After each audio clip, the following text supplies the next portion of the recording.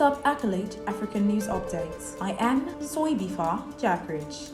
Mauritius has denied a Norwegian cruise ship permission to dock at the capital, Port Louis, over fears of a potential cholera outbreak on board. At least 15 people on the Norwegian Dawn have been in isolation over suspected illness. Mauritian authorities said the decision to block the ship was taken in order to avoid any health risk. Samples were taken for testing yesterday, with results expected to be known tomorrow. The passengers developed mild symptoms of a stomach illness during a trip to South Africa. A representative of Norwegian Cruise Line Holdings said the Dutch passenger on board told BND STEM they were told there could be a cholera outbreak on board by the captain. There have been cholera outbreaks in Southern Africa over the last few months, with Zambia being hardest hit. Since January 2023, at least 188,000 people have been infected with cholera across 7 countries in Southern Africa. According to the UN, more than 3,000 people have died. The ship arrived in Mauritius on Saturday evening after arriving a day earlier because it did not stop in Reunion Island. There are 2,184 passengers and 1,026 crew members on the ship. About 2,000 planned to disembark in Port Louis, with another 2,000 expected to board at the same time. Those who were disembarking or joining the cruise will now do so on 27th February, the Norwegian Cruise Line spokesperson said.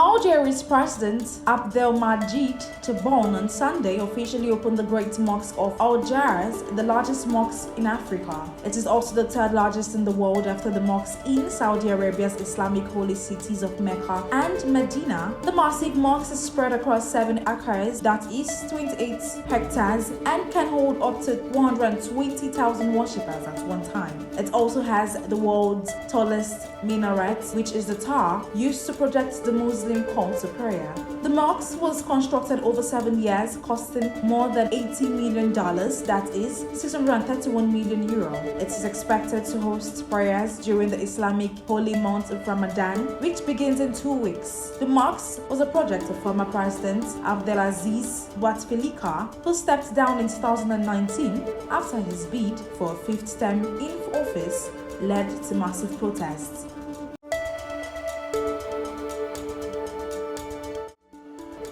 3 foreign nationals are expected to appear in court in South Africa on several charges, including murder, in connection with the killing of a 74-year-old German tourist on Saturday. South African police allege that the suspect brutally assaulted the tourist before killing him and dumping his body in the town of Northam in the province of Limpopo. The tourist had been driving from Botswana when he offered a lift to a hitchhiker. The hitchhiker then called 2 other people who drove with the tourist to his accommodation, tied him up, assaulted him and robbed him of money and other valuables, police say. They then dumped his body in a bush near a farm. The South African Police Service added in a statement, "We will work hard to secure a watertight case that will result in a lengthy conviction for these perpetrators." The Police Commissioner of Limpopo Province, Lieutenant General Tembi Hadebe, said in a statement. The nationalities of the foreigners are yet to be disclosed.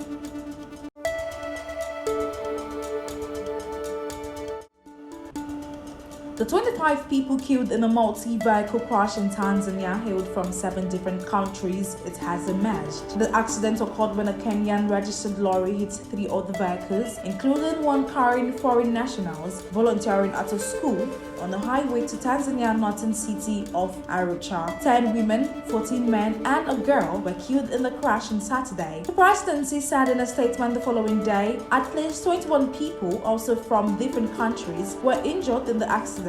The dead included 16 Tanzanians, an American, a South African, and other nationals from Kenya, Togo, Madagascar, and Burkina Faso. The injured were people from Nigeria, Ivory Coast, Cameroon, Switzerland, Britain, and Mali, the statement added. Police are looking for the driver of the Kenyan registered lorry involved in the accident, who is said to have fled after the incident. President Samia Hassan has sent her condolences to the families of the deceased and called for motorists to adhere to road safety regulations.